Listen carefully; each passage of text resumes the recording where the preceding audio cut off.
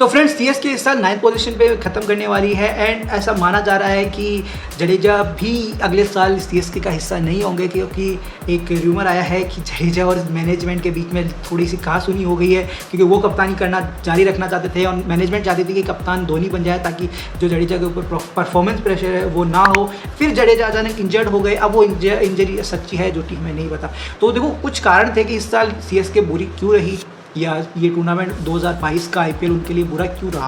तो सबसे पहला कारण है कि ऑक्शन। तो देखो सीएसके पता नहीं क्या सोच के ऑक्शन में गई थी कि सबसे पहले तो उन्होंने सुरेश रैना को नहीं लिया। अब अगर धोनी कप्तानी छोड़ रहे थे ना तो उनके सबसे बेस्ट सक्सेसर सुरेश रैना ही थे यार। उनकी 34 एज थी इस साल, अभी साल खत्म होने से पहले, एंड मतलब वो आपको 4 से 5 साल दे सकते थे सीएसके के लिए।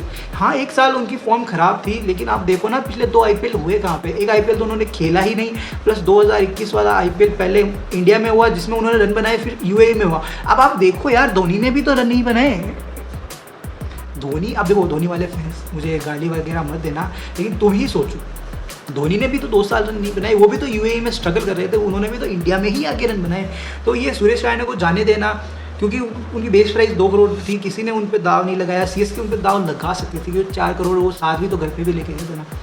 तो एक ये रीज़न था कि ऑक्शन उनका ख़राब गया था। दूसरा रीज़न, अगर पहले से डिसाइडेड था कि हम जडेजा या फिर धोनी को कप्तान नहीं रखेंगे और रैना को भी नहीं लेंगे, तो फिर दूसरा जो बेस्ट सक्सेसर था वो यही थे, फाफ डू प्लेसिस, और उनको भी जाने दिया। उनको भी यार मतलब फाफ के लिए भी जा सकते थे। अगर धोनी कप्तानी छोड़ रहे हैं तो आपके 2 बेस्ट ऑप्शन यही थे, रैना और फाफ। क्योंकि रैना ने पहले कप्तानी की हुई थी आईपीएल के अंदर, फाइनल्स तक अपनी टीम को ले गए थे वो गुजरात लायंस को 2016 के अंदर। और फाफ एक बहुत बड़ी यानी कि एक पूरे नेशन के कप्तान रहे थे 4-5 साल के लिए साउथ अफ्रीका के। तो ये 2 स्ट्रॉन्ग कंटेंडर थे, लेकिन उन दोनों को जाने दिया, किसी बड़े फास्ट बॉलर को नहीं खरीदा गया।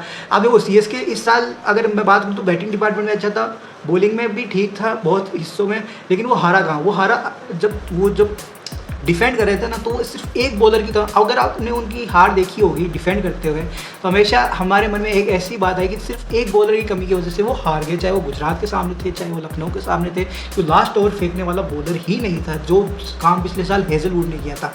तो हेजलवुड को भी जाने देना ये बहुत बड़ी उनकी गलती थी, क्योंकि हम देख सकते हैं कि आरसीबी की जीत में हेजलवुड का बहुत बड़ा योगदान है। अब देखो दूसरा इसका कारण था कि स्टार्टिंग के अंदर, आईपीएल के स्टार्टिंग के अंदर बहुत सारे प्लेयर्स आउट ऑफ फॉर्म थे। अब देखो सबसे पहले इंजरी हो गई दीपक चाहर की, 14 करोड़ वहाँ पे खर्च हो गए, तो किसी और बड़े बॉलर को नहीं ले पाए। तो सबसे पहले ही जो दीपक चाहर थे वही बाहर हो गए, जो सीएसके के पिछले 2-3 सालों में सबसे बड़े बॉलर रहे हैं, तो वो बाहर हो गए। उसके बाद पहले मैच के बाद एडम मिलने बाहर हो गए।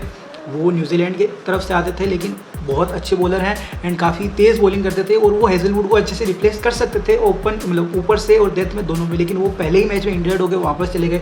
फिर उनको रिप्लेस किया क्रिस जॉर्डन ने, तो वो काफ़ी ख़राब गया उनका आईपीएल। इवन प्रिटोरियस का भी आईपीएल काफ़ी ख़राब गया। तो मेन बात ये है कि धोनी या सीएसके के पास कोई एक ऐसा फास्ट बॉलर नहीं था जो डेथ में ढाल सके ब्रावो के साथ। वहीं दूसरी ओर बात की जाए रविंद्र जडेजा का फॉर्म, अब देखो पिछले 2 सालों में सीएसके को अगर आप देखोगे तो जडेजा उनके सबसे बेस्ट बैट्समैन थे, middle order, lower middle order and death के अंदर। तीनों के अंदर जडेजा का स्ट्राइक रेट 200 के आसपास रहा था, और रन भी उन्होंने काफ़ी अच्छे बनाए थे। 300 रन नीचे मतलब डेथ में आगे रन बनाना बहुत बड़ी बात है।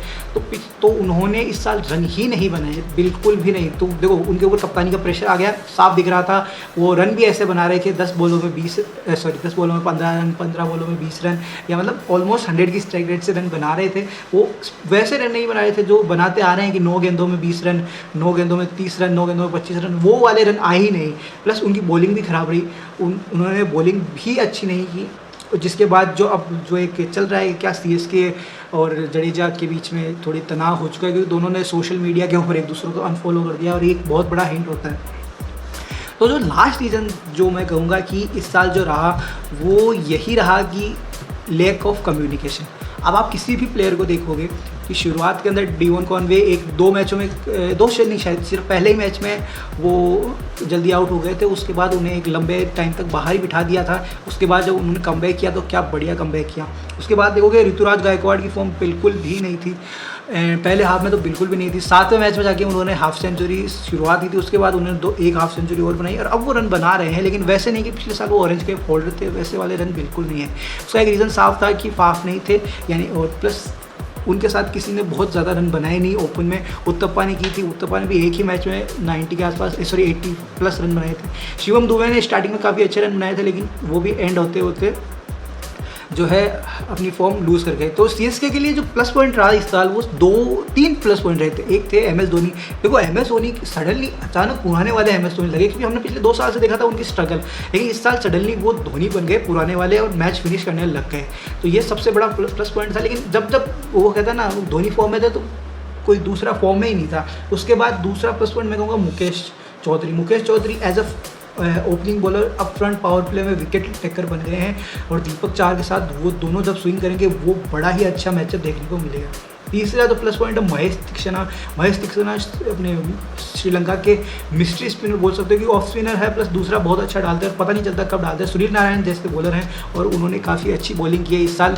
तो ये 3 प्लस पॉइंट हैं, और अगले साल मैं ये कह सकता हूँ कि सीएसके काफ़ी अच्छा होने वाला है, क्योंकि उनके पास बैटिंग अच्छी है। इस साल भी अच्छी थी, लेकिन अगले साल शायद वो और अच्छी होगी, है ना। अब राइडू रिटायरमेंट लेते हैं नहीं लेते पता नहीं। प्लस बॉलिंग जो है वो उनकी, अगर दीपक चाहर आते हैं और वो किसी एक फास्ट बॉलर को, नए बॉलर को ले लेते हैं अपनी टीम के अंदर, ट्रेड कर लेते हैं, तो बॉलिंग उनकी जैसे स्ट्रॉन्ग होगी तो वो बैलेंस साइड हो जाएगी। और बहुत चांसेस है कि धोनी अगले साल रिटायर नहीं होंगे, क्योंकि धोनी की इच्छा है कि वो अपना लास्ट मैच जो है वो चेन्नई के अंदर खेलें। एंड और ये मैं कह सकता हूँ, या बहुत चांसेस है कि अगले साल मुंबई और सीएसके के बीच ही फाइनल होगा, क्योंकि दोनों टीमें सिमिलरली स्ट्रगल कर रही थी। सिमिलर चीज़ें दोनों टीमों के साथ हुई इस साल, और वही 9 और 10 के पायदान पे ख़त्म करने वाली है। सीएसके नंबर 9 पे, MI नंबर 10 पे ख़त्म करने वाली है IPL को। तो इसके बाद ये होगा कि अगले साल दोनों ही वुडन लाइन होंगे, घायल शेर होंगे, प्लस दोनों के ही जो घायल प्लेयर्स यानी कि इंजर्ड प्लेयर्स है वो वापस आने वाले हैं, एंड दोनों ही अगले साल बहुत खतरनाक होने वाली है। तो दोनों के बीच बहुत कड़ी टक्कर होने वाली है, और फाइनल हो सकता है अगले साल का मुंबई और चेन्नई के बीच ही हो। तो अगर आपको ये वीडियो अच्छा लगा हो तो इस वीडियो को लाइक करना, चैनल को सब्सक्राइब करना। मैं मिलता हूँ आपको।